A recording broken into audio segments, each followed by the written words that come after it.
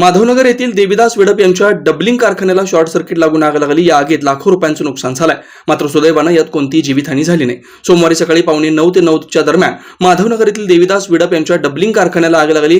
या घटनेची माहिती अग्निशमन दलाच्या केंद्राला मिळाल्यानंतर MIDC आणि होडगी रोड येथील अग्निशमन दलाच्या जवानांनी आगीवर नियंत्रण मिळवण्यास घटनास्थळी दाखल झाले। या ठिकाणी आल्यानंतर आगीची तीव्रता पाहून अग्निशमन दलाच्या अन्य केंद्रांना सूचना देऊन तेथील गाड्या मागवून घेण्यात आल्याची माहिती अग्निशमन दलाच्या जवानांनी दिली।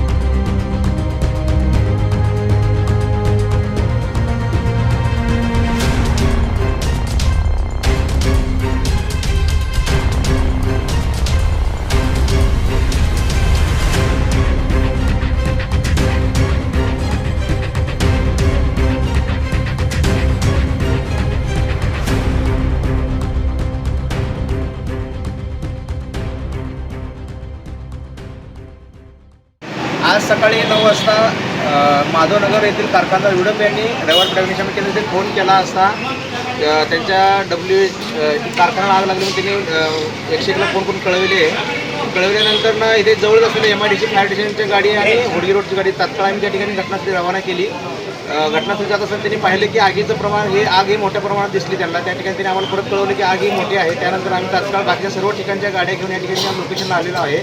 आल्यानंतर आम्ही 5 गाड्या पाण्याचा मारा करून संपूर्ण आग विझवली। ह्याच्यामध्ये जीवितहानी वगैरे कुठली झालेली नाही, फक्त ह्याच्यामध्ये त्यांचं कच्चा माल जे आहे त्या ठिकाणी त्याचं नुकसान झालं आहे कारखान्याला। सकाळी 9 वाजता फोन आलेला होता। फोन आल्यानंतर तात्काळ आम्ही जवळच अक्कलकोट रोड MIDCची गाडी आहे तिथं आणि होडगी रोडची दोन्ही गाड्या ॲट ए टाइम त्या ठिकाणी घटनास्थळी पाठवल्या होत्या। 5 गाड्यांच्या पाण्याचा मारा करत आग आटोक्यात आणण्यात आली। आग नेमकी कशामुळे लागली याचा तपास अग्निशमन दल आणि पोलीस करत आहेत। दरम्यान या कारखान्याचे चालक देविदास विडप यांनी आग कधी लागल आणि नुकसान कधी झालं याची माहिती दिली। या आगीमुळे शेजाऱ्यांना सुद्धा आगीची झळ पोहोचली आहे। मी देविदास विडप आहे। 9 ते 9 दरम्यान शॉर्ट सर्किट झालं आहे सर। किती नुकसान झालं काय पाहावं लागेल त्या अंदाजे?